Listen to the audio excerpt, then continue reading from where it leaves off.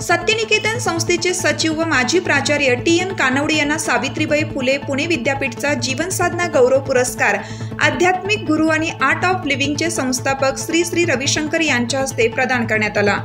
विद्यापीठाच्या अमृत महोत्सवी वर्षानिमित्ताने माजी राष्ट्रपती प्रतिभाताई पाटील यांना यावेळी अमृत गौरव विशेष सन्मान पुरस्कार देऊन गौरवण्यात आलं। कार्यक्रमाच्या अध्यक्षस्थानी सावित्रीबाई पुणे विद्यापीठाचे कुलगुरू डॉक्टर सुरेश गोसावी हे होते।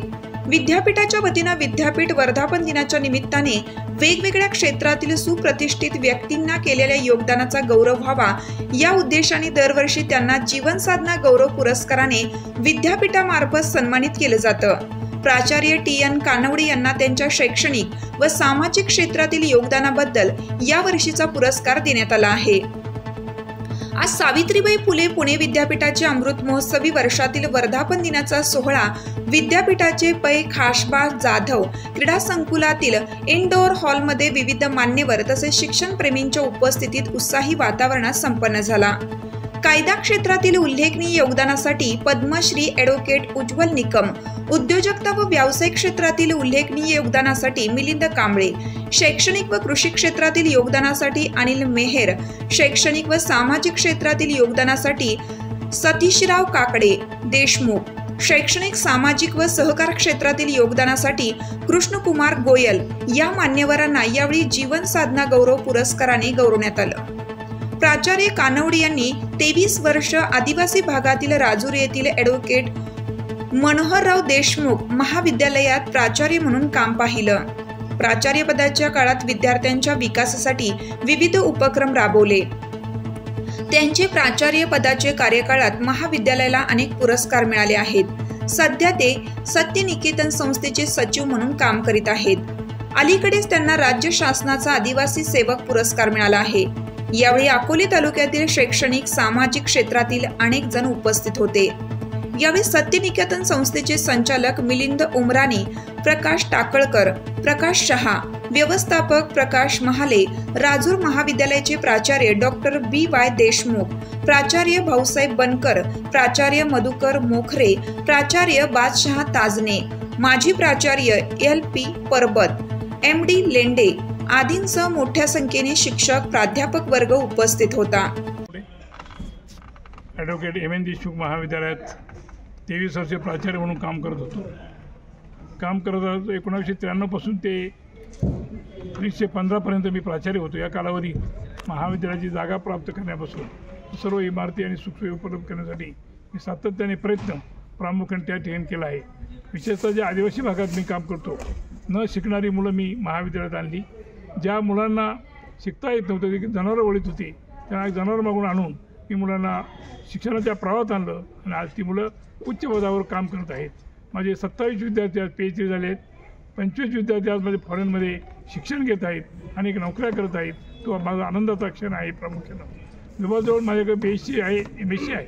तिथली प्लेसमेंट माझी जवळजवळ 90% पुढे ही प्रामुख्यानं असते। आणि मुलींचं वसतिगृह एक माझं वैशिष्ट्यपूर्ण आहे की ज्या वसतिगृहामध्ये प्रामुख्यानं मुली हाताने स्वयंपाक करतात। कॉमन किचन हे प्रामुख्यानं आहे। कोणत्या मुलीला मेस लावून दिली जात नाही। मुली स्वतः अंगमेहनतीने कष्ट करतात। कमवा शिका योजना ही माझी सगळी महत्त्वाची योजना प्रामुख्यानं आहे। ज्या योजनेमध्ये माझे 90% विद्यार्थी कमवा शिका योजनेत काम करतात, कारण माझ्या महाविद्यालयात 90% विद्यार्थी हे आदिवासी आहेत। त्या मुलांना कोणत्या प्रकारचे उत्पन्न साधन नाही, सर्व शिष्यवृत्तीवरती जीवन जगणं हे त्यांचं प्रामुख्यानं साधन हे प्रामुख्यानं त्या ठिकाणी झालेलं आहे। मी प्राचार्य म्हणून निवृत्त झाल्यानंतर मी सत्यनिकेतन संस्थेचा सचिव म्हणून प्रामुख्याने कार्यरत आहे। त्याही कालावधीमध्ये अनेक विद्यालयाच्या कंपाऊंड करणं, विद्यालयांसाठी अनुदान उत्पन्न करणे, सुखसोयी उत्पन्न करण्याचा प्रयत्न मी प्रामुख्याने केलेला आहे। आदिवासी भागात याची गरज जी आहे ती गरज ओळखून अनेक सुविधा देण्याचा प्रयत्न प्रामुख्याने केला आहे। माझ्या महाविद्यालयात एक स्विमिंग टँक मी बनवला आहे, जो सेमी ऑलिम्पिक साईजचा आहे। तो कोणत्याच महाविद्यालयात उपलब्ध झालेला नाही। माझा उद्देश असा होता या मुलांनी नदीमध्ये पोहता स्विमिंग टँकमध्ये पोहावं, राष्ट्रीय स्तरावर जावं। त्याप्रमाणे माझ्याकडे साईचा कुस्तीचा आखाडा आहे। अनेक विद्यार्थी माझ्याकडे संपूर्ण महाराष्ट्राचे विद्यार्थी या साई आखाड्यामध्ये आहेत आणि मुले आज नॅशनल लेवलपर्यंत गेलेली आहेत। त्याचाही 7वा अभिमान हा प्रामुख्यानं आहे। विशेषतः परित्यक्ता महिलांसाठी आम्ही मोठं काम प्रामुख्याने केलं आहे। ज्या नवऱ्याने टाकून दिलेल्या महिला आहेत त्यांना मी 3 महिने 6 महिने सांभाळतो आणि त्यांना पुन्हा समाजाच्या प्रवाहात आणतो. तो एक वेगळा आनंद आमच्या चेहरा आम्हाला सगळ्यांना पाहायला मिळाला. या सगळ्याचा परिपाक म्हणून सावित्रीबाई फुले विद्यापीठाने मला आज गौरव पुरस्कार जो प्रामुख्याने साधना गौरव पुरस्कार जो दिला आहे त्याला मला अतिशय आनंद होतो आहे. हा माझा पुरस्कार मी माझ्या आदिवासी बांधवासाठी माझ्या सत्यनिकेतन परिवारासाठी समर्पित करतो. धन्यवाद. जे कामं केलीत आणि ग्रामीण भागातील विशेषतः विद्यार्थ्यांसाठी आणि वस्तीसाठी ते अतिशय उल्लेखनीय आहे. सरांना जो आज पुणे सावित्रीबाई फुले पुणे विद्यापीठाने जो जीवन साधना गौरव पुरस्कार दिला आहे तर त्याच्या मागची जी भूमिका आहे ती अगदी समर्पकपणे साध्य झाली असं मला असं वाटतं आहे. याचं कारण असं की 1900 मला वाटतं की विद्यापीठाच्या सुवर्ण महोत्सवी वर्षापासून जीवन साधना गौरव पुरस्कार दिला जातो आणि आज अमृत महोत्सवी वर्षामध्ये सरांना जो जीवन गौरव पुरस्कार दिला आहे याचा व्यक्तिशः मला अतिशय आनंद झाला. याचं कारण असं आहे की प्रामाणिकपणे काम करणं, आदिवासी लोकांबरोबर काम करणं आणि कुठल्याही फळाची अपेक्षा न ठेवता ते काम करणं आणि तो जीवन गौरव होणं. कारण मग अशा सरांशी बोलताना सर म्हणाले यावं काय म्हणजे काय कसं झाली माहिती नाही, म्हणजे त्यांनाही भारावून आलं होतं. आम्ही बराच वेळ एकत्र बसलो आणि आत्ता त्यांना पुरस्कार स्वीकारताना मलाही मनस्वी आनंद झाला. त्यांना तर झालाच असेल. दुसरा भाग असा आहे की सरांनी विद्यापीठातले जेवढे कार्यक्रम आहेत जे विशेषतः ज्ञानविस्ताराचे कार्यक्रम NSSचे असतील, प्रौढ शिक्षणचे असतील, निरंतर शिक्षणचे असतील किंवा वैशाल शिक्षण मंडळाचे असतील तर हे सगळे कार्यक्रम लोकांनी समाजापर्यंत पोहोचवले. एक उल्लेखनीय काम असं आहे त्याने घेतलेला मेळावा, तिथल्या आदिवासी महिलांचा मेळावा आणि आदिवासी महिलांच्या मेळाव्याबरोबर तिथल्या विधवा महिलांच्यासाठी त्यांनी केलेलं काम, तिथलं त्यांच्यासाठी केलेलं आश्रमशाळा आणि त्यांच्या मुलांसाठी केलेलं काम हे अतिशय अप्रतिम आहे. त्याला आम्ही म्हणतो की dissemination of knowledge for the social change असं म्हणतो. ते थिअरी, प्रॅक्टिस, टीचिंग, रिसर्च हा भाग वेगळाच आहे, पण एक्सटेन्शनमध्ये ज्ञानविस्तारामध्ये सरांनी जे काम केलं आहे याची तुलना म्हणजे इतकी काम त्यांचं मोठं आहे की ते एखाद्या पद्मश्रीपेक्षाही कमी नाही ही निश्चितच आहे. परंतु सर केव्हाही म्हणजे प्रसिद्धीमध्ये फोकसमध्ये फक्त काम करत राहणं.